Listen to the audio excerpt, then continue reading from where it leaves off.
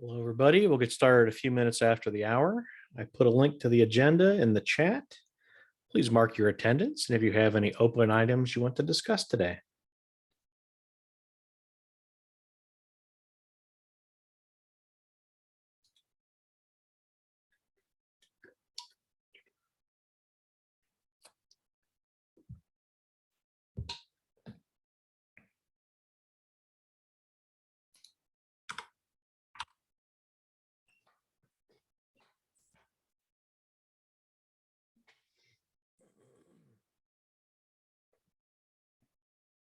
We'll get started in just a few minutes.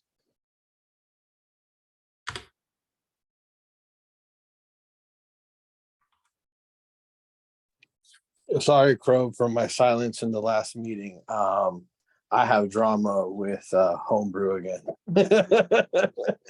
Randall, you can't talk all the time, man. It's okay.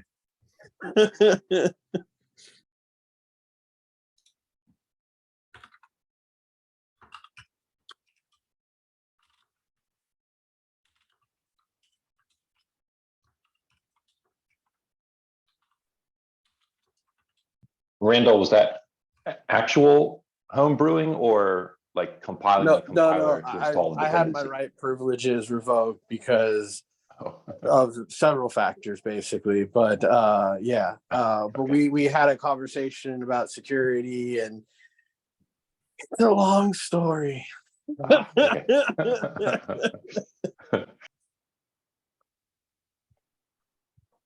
All right, folks, I put a link to the agenda in the chat. Please mark your attendance.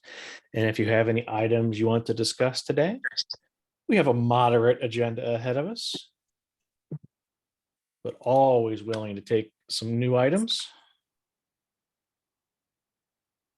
All right. Do we have any new friends that are here today joining us for the first time that wanted to introduce themselves and say hello?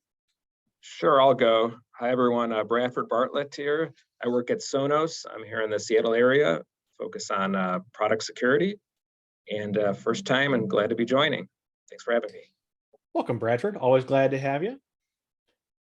Any other new faces that wanted to say hello?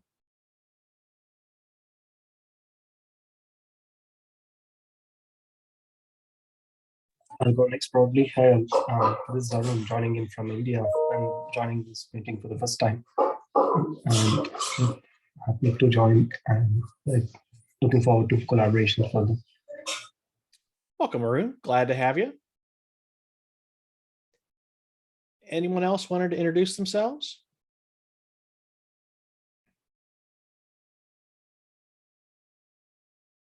Okay, now, most importantly, can I please get a volunteer to help us scribe?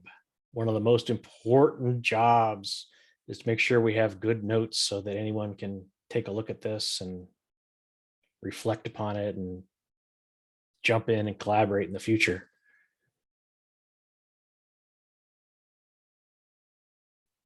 Please. Thank you, Avishai. Best effort is fine. Anyone that wants to help out is welcome to, but it's just there are many people that can't attend this call and they reflect back on the notes and they'll watch the video sometimes. So it's always very useful to our fellow contributors to have those good notes. If anyone has any opens, add them to the open section. We'll get to those after we march through our agenda.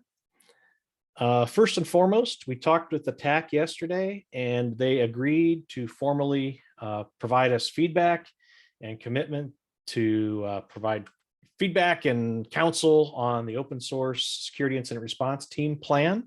So hopefully they will start getting that to us in the next week or two so that we can have direction on what our next steps are and ultimately present that plan to the governing board for funding, hopefully.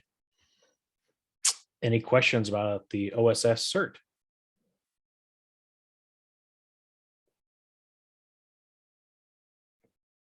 All right. Also hot off the presses, yesterday at the TAC, it was announced that there will be an OpenSSF day at the Open Source Summit North America, which will be held in Vancouver, British Columbia, Canada, later this year in May. So they will be having a call for papers out there shortly. So if you miss the first CFP for the larger OSSNA conference, we'll have an opportunity to present focused things around the OpenSSF during OpenSSF Day. And you might see the hat in action. Any questions on that?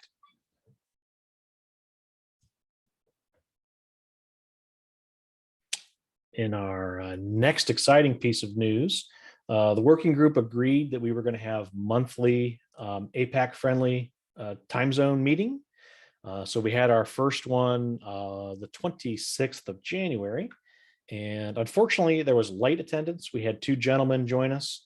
I found out later that it was a public holiday in Australia. Womp womp, sad trombone. Where's my sad trombone? There it is. So hopefully in going forward, we'll make a little bit more noise and make announcements that we're having the call so we get better participation. And I know for a fact we're going to have a handful of folks from Australia hopping on the call next time. So spread the word to anyone that'll be available later in the day, US, kind of early morning, Australia, Japan, and probably very early India. Yeah, we would like to see that kind of grow into a vibrant community because the OSV team actually is out of Australia. We'd like to get better engaged with the OSV team, the open source vulnerability schema folks. Any questions about that? The notes are below. You can see what we talked about. I believe the video should be online shortly if you want to watch me and 2 dudes have a talk.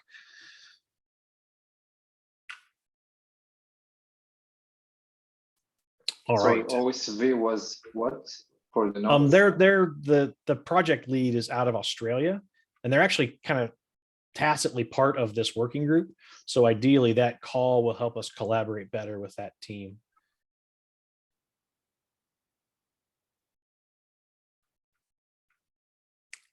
Those of you that showed up today to talk about VEX, sorry, the VEX folks had a conflict, or the Open Chain guys had a conflict and they can't make it today, but we will pick up the conversation again in our next call on the 23rd of February. They'll be talking about the Open VEX specification and about their the software in their project and about VEX in general. So if you have questions about the vulnerability exchange format, and I think it's going to be a very interesting conversation. We'll continue there, and ideally we may be able to help assist and get some of these things implemented in upstream. Any questions about that?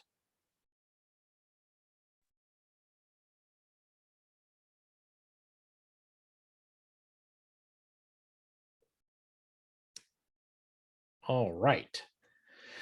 Now, next on the docket, we have a litany of proposed projects that the group has expressed interest in working on. And I'm curious if we might be able to pick 1 or 2 and potentially start some forward momentum on them. I'll list them off and then we can talk about them individually, or if people have an interest in them, please feel free to raise your hand and shout out. First off, it was suggested that while we have some awesome CVD guides, if a maintainer or a project is in the middle of an active incident or they have a report, they don't know what to do, it might be useful to create some incident response playbooks for them, some kind of pre-canned steps that anyone could use and integrate into their existing workflows. So that was issue 113. Issue 115 is we had another suggestion. We already have 2 CVD guides. The first CVD guide was focused on upstream maintainers and projects, how they can incorporate good coordinated vulnerability disclosure practices. Then last year, we created a similar guide focused on security researchers or finders to help provide them advice on how best to work with upstream projects they might find vulns in. And then we had a new idea that why don't we make a similar guide focused on open source consumers. I created a Google Doc that we can start to hash together our notes if we're interested, and that is issue 115. In that same call, we had a similar talk about enabling the guides we currently have. And another idea was to actually create some tooling, automation, things like GitHub Actions to help enable specific tasks within the CVD guides. So that was for those members that are more technically inclined that like to code. There's some opportunity there to create some code to support the CVD guides and provide tooling or scripts to either maintainers, projects, or even finders. And that is issue 116. Issue 121 was, hey, somebody realized we have a lot of really good stuff, but we don't talk about it very often. So there is the call to try to get people to start to evangelize this and market those ideas, whether it's talking at conferences, leveraging social media. We have an upcoming OpenSSF town hall. That is another opportunity where we could share the word about the guides with the people that might find them useful. But there's issue 121 was trying to focus attention to moving that forward a little bit. We have issue 122, where Jonathan initially submitted it for Alpha and Omega, but I've had a couple other requests subsequently. But the idea for this is, wouldn't it be great if we had an official OpenSSF security MD file that all the OpenSSF projects used? And then specifically, Alpha and Omega was looking for help on vulnerability management and disclosure process. So kind of taking experts in the group could take some of our existing resources and not only help projects like Alpha and Omega, but also help set the standard of a security MD file that would be pushed out to all the OpenSSF repos. So that is issue 122. And then issue 123 is there has been a subgroup created to try to assemble people to discuss how finders can share good practice or techniques, or just kind of talk about the automation of vulnerability reporting, and what to do if you have an unresponsive maintainer, kind of topics related to CVD from like a finder perspective. And that's issue 123. So those are the current suggested projects.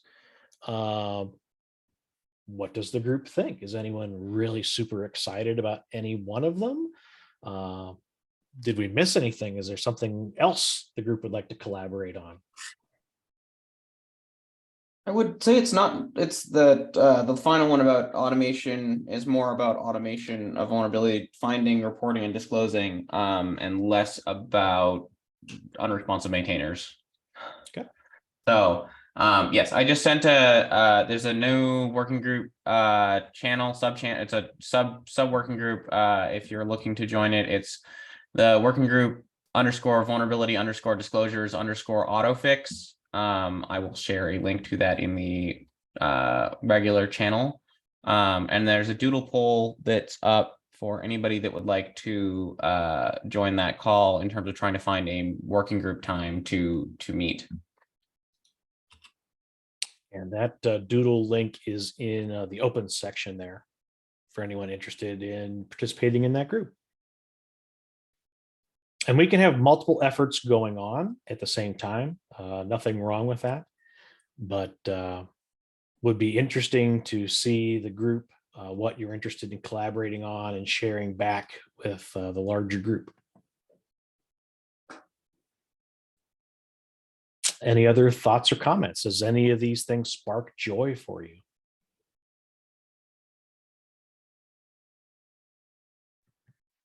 Is there a way to vote?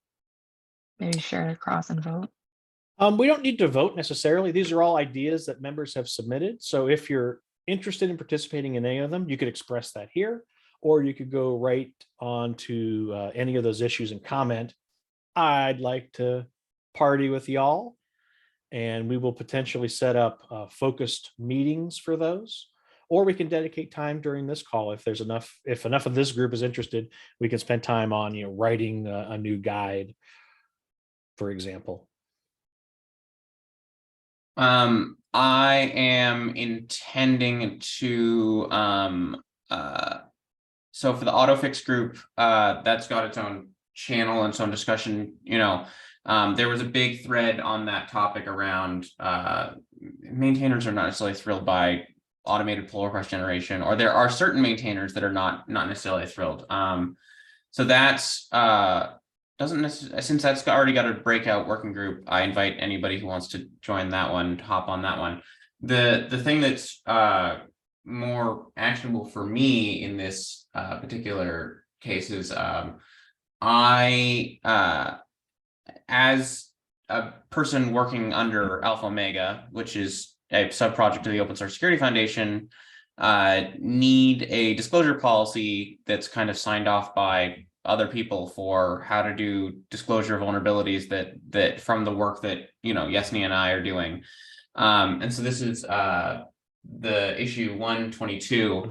There's another topic that should be discussed about like incoming vulnerability reports, but this issue that I opened is mostly regarding outgoing vulnerability reports for vulnerabilities that are discovered by myself and or anybody else that's representing the Open Source Security Foundation, potentially like the Alpha project, if they may need a disclosure policy. So I have a disclosure policy that I've been using for quite a while, but I'm looking for, I probably need to take that and condense it into, this is what I'm proposing to make the Open Source Security Foundation official policy, and then propose that. I can talk about what I've currently been using and why, if people are curious, or we can not continue on this topic, depending upon if somebody else has a thing that they want to discuss. And a suggestion for you, Jonathan, around the AutoFix. Within GitHub, we have the discussions feature enabled. So that's a nice way to capture conversations and have that back and forth kind of threaded chat. And it has the added benefit of, unlike a Slack conversation, doesn't disappear in 90 days. So you may want to leverage that. We can get a discussion board set up on the topic and invite people to participate there. Yeah. Is there has there been any discussions with the TAC about the potential of upgrading the Slack instance to not trash history? I know that there was a thread in general, but has there been any further conversations that you've heard, Krob? There has been zero conversation about it. Okay. But that might make a nice issue to put in the tax repo and get it put on the next TAC agenda.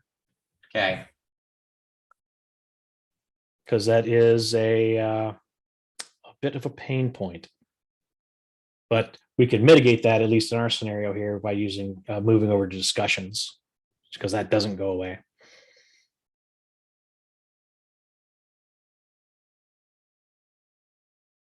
Any other thoughts? Again, does anyone find any of these items interesting? Do we want to talk about any of them more in depth right now?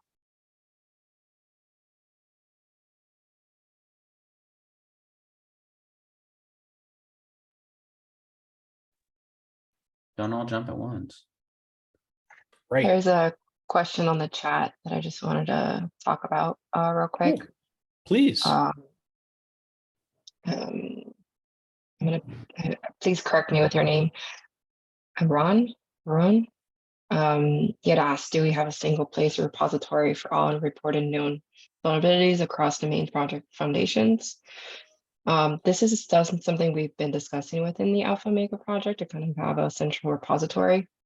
Jonathan's helping guide best practices for that within internally, but the idea is to use the GitHub security advisories. And then as far as the automation side, the triage portal, which is on the Omega engineering side, has the goal to automate most of these steps and keep that kind of restricted. Thanks, Asina. Hey, also, I see Arnold already on the call. I'm not sure if he brought up this in one of the previous calls, but so apart from like joining from India, like also joining in from Hyperledger Foundation, as many of you know, like we work across multiple blockchain projects, right? So security has been one of the topics that we have been discussing a lot within Hyperledger Foundation, and one of the key topic that pretty much the entire year that we had discussions around related to vulnerability disclosure is many of these issues that are reported, they seem to be around generalizing or categorizing issues which are pertinent to a web technology, or let's say a programming language model or a pattern that is followed across. But when it comes to threat modeling of a blockchain technology itself, it has some specialization included in it, right? So in terms of design, or the threat modeling covers those aspects as well, which are not generically spoken about in any disclosures. So how do we come up with a process or a standard that allows us to include those design factors into whatever we report, right? So that was one of the topic that were discussed a lot. I'm sure, like, from Hyperledger Foundation, we should be able to add value into it, but it's I mean, it's also a good topic to discuss if possible.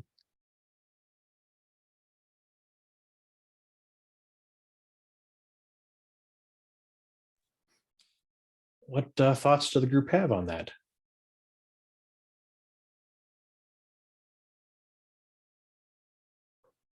You're very talkative today. It's hard to get a word in edgewise. I think, yeah, I know. I think I'm having a hard time understanding what the problem is. Like, what's the problem statement that you're trying to solve? Could you elaborate a little more or narrow the scope of the question?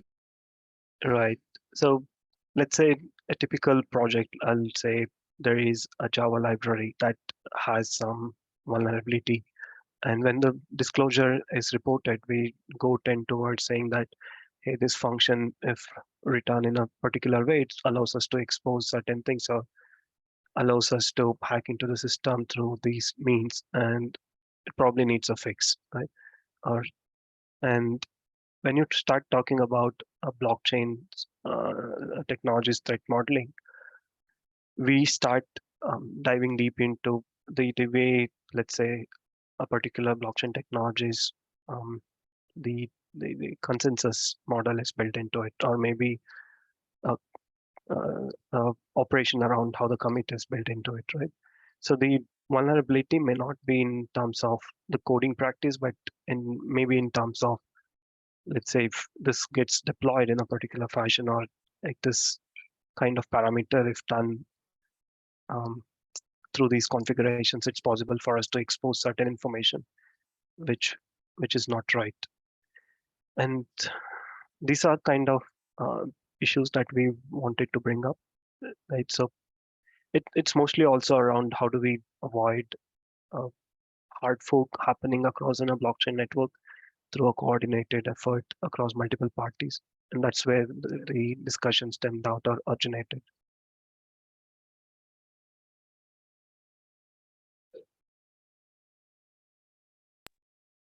I still am having a hard time understanding what the question or the problem. So the problem is it the impact of disclosing a vulnerability with respect to the impact because it's using blockchain technology, like the impact is hard, like it's hard to fix a vulnerability, and the impact can be that like money gets stolen, or is there something else that I'm misunderstanding here?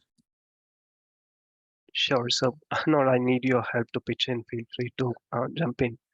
I'll keep the money aspect away, because most of the technology that we build at the Hyperledger Foundation are all consortium based, or more, I mean, which are non-cryptocurrency related blockchains, right? The cryptocurrency is just one aspect, one application that somebody can build using these technologies. But okay, let's say if I can give you an example. So the criticalness of any issue that gets reported can be high or severe if it has something to do with erasure of previously created block, right, on a blockchain network. And I'm sure, like, there are some sophisticated ways that somebody will come up with and say that, hey, if you do these XYZ things, then this particular project will be vulnerable to these kind of attacks, right? And in a typical questionnaire that we come across for any vulnerability that we see, it won't capture these kind of questions as to how critical is it for the project, and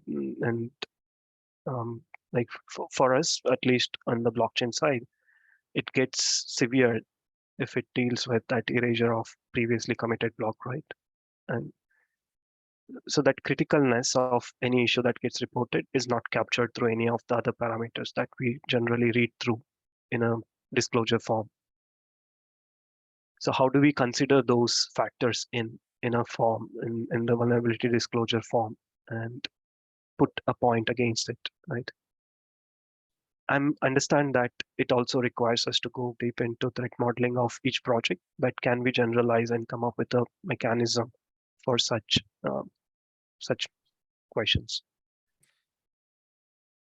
CVSS has the current temporal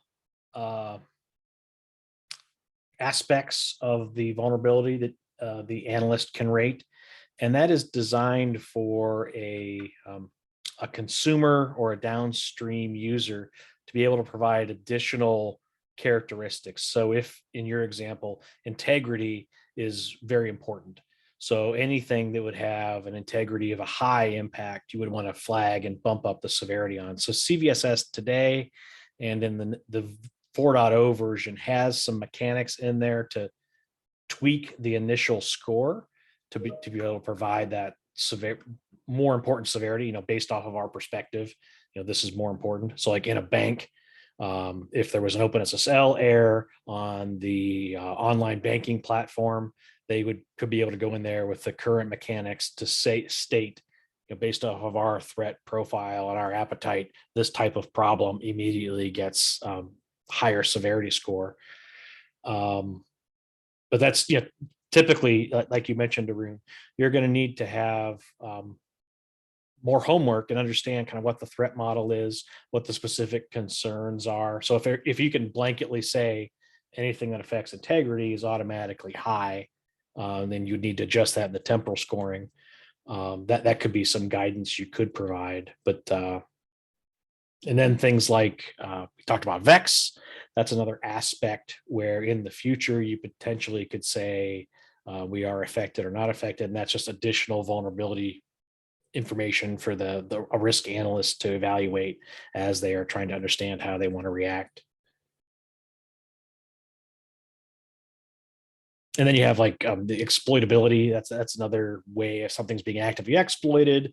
There are other metrics that you can provide to show we're aware of active exploits. So therefore, even though this was initially a low rated issue, it's immediately critical because we know it's being weaponized and automated.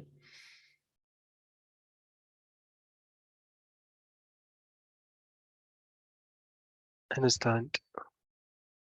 Right, maybe we'll continue these discussions on the other forum as well, and then if we have anything concrete that has to be brought up, we'd be happy to definitely bring it up.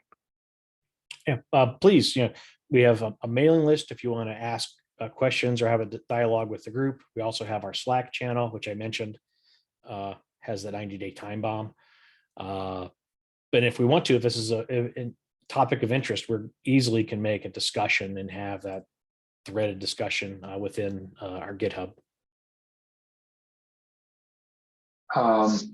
Maybe, by the way, the work that Michael Scovetta is proposing with the attestations can be also relevant to Hyperledger technologies, because when I heard about it, that's one of the connections that I streamed.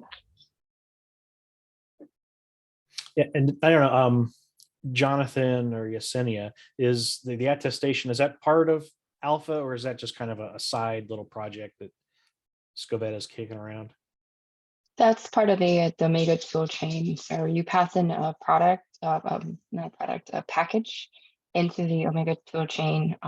It goes through about 72 different evaluators, and then based on the assertions that you have for it. So how long has this, when was the last time this project was maintained? Is it actively being maintained? Kind of just like, I don't want to say compliance checker, but there's a better word for what it is. And then you can create your own kind of plug and play to relate based on the package that you're analyzing.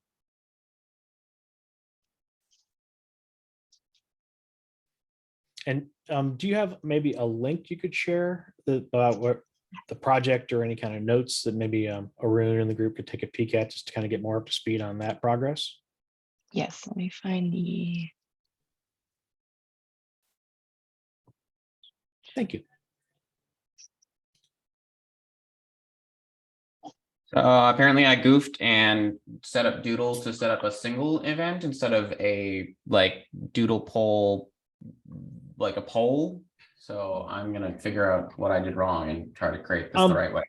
I would just fix that with words, Jonathan. I would state, hey, we would like to start meetings on the selected date and we'll go every other week after that, because again, changing it's kind of a pain in the rear.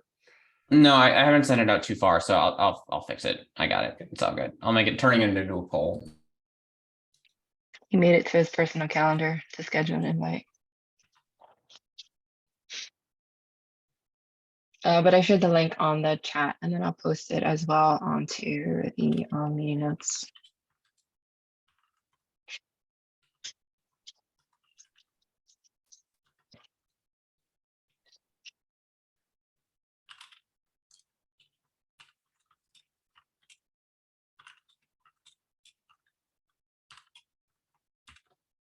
Any other topics that the group is interested in talking about today?